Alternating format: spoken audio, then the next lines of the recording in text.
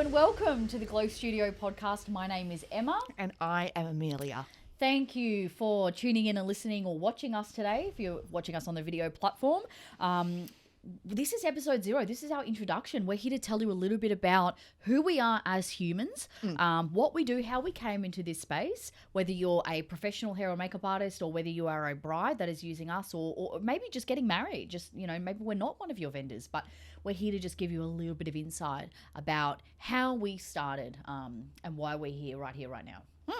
And I think that you should start off with that. Okay. Because this whole journey has really started with you.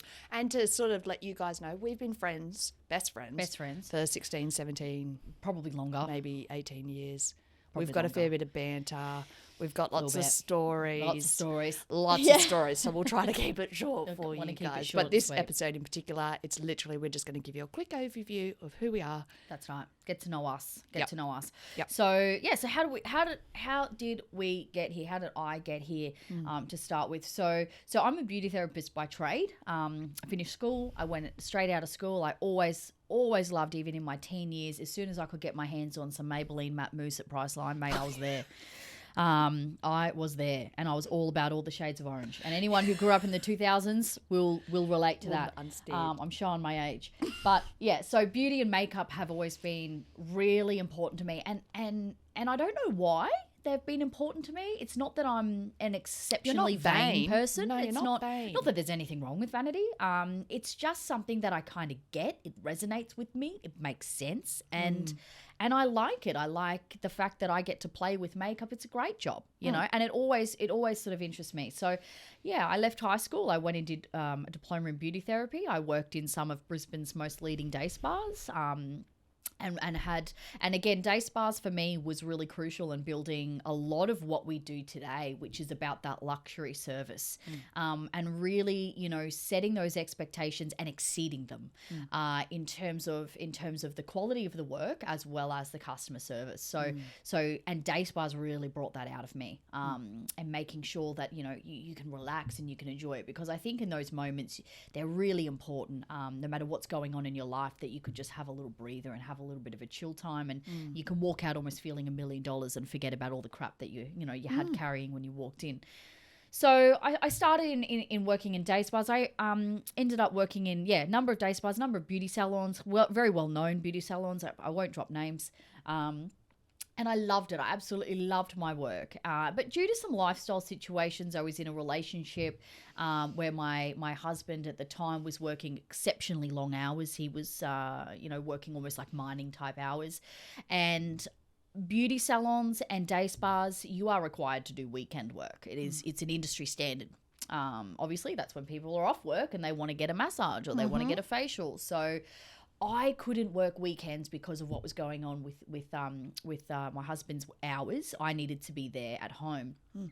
So that led me, I couldn't work a Monday to Friday job in beauty. It just didn't exist back then. Exist. Maybe now it does, but back then it just wasn't around. So it left me no choice to leave. And I actually ended up doing a complete change of pace and went into banking and finance. Little different. And needless to say, look, I was a bank manager for 7 years. I worked my way up the ranks and I made some awesome connections with other people, and learnt a lot about finances and small businesses and money in general and how to manage your money. And I tell you what, I was the best dressed banker that was out there. I had the nails, I had the fake tan, I had the lashes. Thing. People walked in and go, "Well, you don't look like you work here." It shouldn't really. No, I was a fish out of water. But I did it, and I was highly successful in my career, and I made the bank a lot of money, and but I didn't love it, and I still kept my finger in the beauty pie, so to speak. I did weddings. I did pretty much everyone that I've known who's been married. I did their hair or did their makeup at least. Still did a bit of editorial work, film and TV work on the sides on the weekends. I'd pick up the odd jobs because I just loved it and I couldn't let it go. And for me, it was second nature. So, but after 7 years, I actually fell pregnant with twins. I have identical twin boys. They are 6 years old and absolute light of my life. And they were born quite heavily premature. So that meant that I couldn't return to work as one normally would return to work sort of a year or so after having babies. I had to have a number of years off so that I could care for them, which I loved, and that was a blessing in itself. So I took a little bit of a hiatus from work. I had about 3 years off living in Melbourne throughout COVID with young children, young twins. That was fun. And unfortunately, my first marriage did break down. However, I've managed to salvage that relationship very well. My ex-husband and I, we get along really, really well, which is just, such a blessing in itself. So for me, I needed to find my identity again. Anyone who's been divorced, would know that there's that little bit of that shift, or what do I do now? My whole paradigm shifting type situation. And I went back to what I knew. I went back to my roots, which was beauty. And I thought, if I'm going to go back to work, I need something that's flexible around my children, which beauty was. I could do weekend work, which kind of worked well for my situation at that time. So it's funny how things change. And I started Glow Studio by Emma, I was originally called, which was just me, just doing my own thing down in Melbourne. And I was using Velbella Airbrush, which was, it's a professional airbrush brand. Loved it. Absolutely loved it, and started to build my business from the ground up, really. And then I relocated back to Brisbane. And when I relocated back to Brisbane, the owner of Velbella actually reached out to me and said the business was for sale. She was hanging up her makeup brushes to pursue other directions. And to me, it really, I'm a Christian, and to me, it was God saying, this is the direction you need to go in. And absolutely, he had his hand in that. So I purchased the business and then merged that with Glow Studio by Emma, and we became Glow Studio by Velbella. And then I had the two arms. So I had the professional line, which is sold to other makeup artists and other people out there. And then I also had the service-based industry, which is, doing the hair and the makeup itself. And then anyway, that continued on, and it was great, but it was a lot to wear those two hats as a hair and makeup artist. It's especially me being a perfectionist and really wanting to make sure that the work that I do is top tier. It's premium, it's luxury, it's 10 out of 10. I don't do anything by halves. I've got twins. I do not do things by halves. I'm double everything. It's double everything, and it's the best of my ability. And I really kind of not struggled, but it was a lot. It was a lot doing hair and makeup and switching between the two. It didn't come organically for me like others. Makeup, yes, but hair, I was always like, I need to think it through. My mind was, very logical. And that kind of leads into Mills. So Mills had always been, because I said we had been friends for so long, she was freaking amazing at doing hair, and always was, just could do it with her eyes closed. And I think growing up in the church and having sisters and, done all their weddings and all their weddings hair, and she was really good at it. And I thought, you know what, like, you should come along and be my assistant, just at least help me, like clean some brushes, maybe you could throw through a couple of curls if I'm really punched on for time. And she did that, and then I saw the passion in her light grew. And then it was like, no, we got to get you formally trained. And then we put her through hair school, and, she did some really grueling study and test, which, for hairstyling you wouldn't think is the case, but, there's a lot to it. And then she's come on as my business partner. So, and wouldn't have it any other way. So that kind of leads into you, mate. Yeah. That's my story in a nutshell. I guess that, yeah. It's a lot. Yeah. I don't know. Do I backpedal? Yeah, no. Yes, you do. You do backpedal. I guess I backpedal. Yes, that's how you came on. Yes, that's how I came on. So straight out of school, I worked in hospitality for 10 years, business development. I worked with some lawyers, did some of their launching of little side hustles. That seems to be sort of the trend. I do a lot of launching of this little side hustle, and I help you with that, and I've done a website, and I'll do your social media, and I'll do this, and lots of hands in lots of little pies. Almost like business development manager. Yeah, it's almost like a BDM type. Yeah. Almost really or is. an executive assistant role. I would say if you had to be labelled something, it would be like an EA role. Yes. Very hands-on. Yes, very hands-on. And I was lucky enough that I worked with an incredible lawyer who was at the top of her game, got in all the right, got all of the right people in to learn about automations and social media marketing and stuff CRM like that, like all those systems and stuff that you actually need to really build a business. I sort of learnt just by doing that for her, and that's come in handy. Oh, has it ever? So handy. Oh, yeah. So handy. So I started in hospitality, did some sort of corporate work, and then I actually became quite unwell for a few years. So I was I won't go into the whole story. I've got a whole other podcast episode on that you can listen to if you're we'll link it in the show notes down yeah. below. Yes. If you need to know the gory details. That's it. But basically, I had a tumour and I was out of action for 5 years. 5 years, yeah. About 6 years, yeah. Multiple operations. Yeah, in and out of Unsuccessfully. hospitals, sort of struggling to work. And this lawyer that I was working for, she wanted to start a podcast. And she said, look, if you can learn how to edit it, then I can give you that work. You can edit it for me and then post it for me throughout the week, and you can do that at your own leisure. And I thought, great, that sounds like a good idea. Did that, and then started a podcast production business because that was the natural next step. Yes. Yes, you were good at it. It was, yeah. It came naturally to you, like hair did, Yeah. Yeah, so I've worked in my business Pretty Podcast for, that's been going for about 5 or 6 years. 5 or 6 Yeah. years. Yep. Yeah, pre-COVID, all of that. So COVID was really good for me and my business boosting. Lots of people started podcasting COVID. Yeah, it's great. Yeah, so that's where I was in the working space, working for myself. I have only worked for myself for the last, since I finished work, long time. Yeah, and then when Emma sort of approached me and said, hey, would you want to come and do some, bit of curling here and there? Bit of I was assisting? like, yes, please. Because although podcasts, I'm listening to people, I'm not actually doing that human interaction all the time, and I really missed it. Yeah, you're a very people person. A very people person, and I just absolutely love like a wedding day, and I get so excited. It's like a duck to water. Yeah. It was. Just about bounce around. Yep. It was great. And that's why I was like, we got to get you formally trained. You got to do this with me because this solves my issue of being really stressed and you evidently love it. You're amazing at it. You pick it up well. And and because we've been friends so long, we've got such a good dynamic and all that sort of stuff. We have awesome communication. Super important. Super important. Yeah. So, Yeah, and so you've been formally styling with us for about 2 years now. Yeah. So she's our lead bridal hairstylist. And then I sort of assist you with hair now. Yeah. Emma can still do lead. hair. I still do hair. Yeah, She doubts herself a lot, but she can still do it. yeah, yeah. But Makeup it is a and hair lot different game. easier. Like now that I've sort of understand the process, like makeup is a very step process. You got to have all your ducks in a line. There's a specific way that you need to do it. Whereas a hair, well, that depends on the hair type, depends on how their hair's going to react to the heat and all that sort of stuff. There's a whole bunch of different variables. Yeah, I don't do variables. variables. Putting on that hat and then a variable hat, it was too much of a mental shift for you. Yeah, I'm a very logical person and a very, it's got to make sense in my brain. I don't, things don't sort of come naturally, organically for me. I've got to think them through. Whereas sometimes I'll I'm be a critical like, thinker. That's what sorry, I am. I'm not talking to you. I'm talking to your hair. Yeah. Like I'm sort of getting to know your hair while I'm standing behind you and She loves it. being it. She loves it. I do. Gives it a little sniff. No, I'm joking. Yeah. Quite that weird. I'm not sniffing your head behind you. Yeah.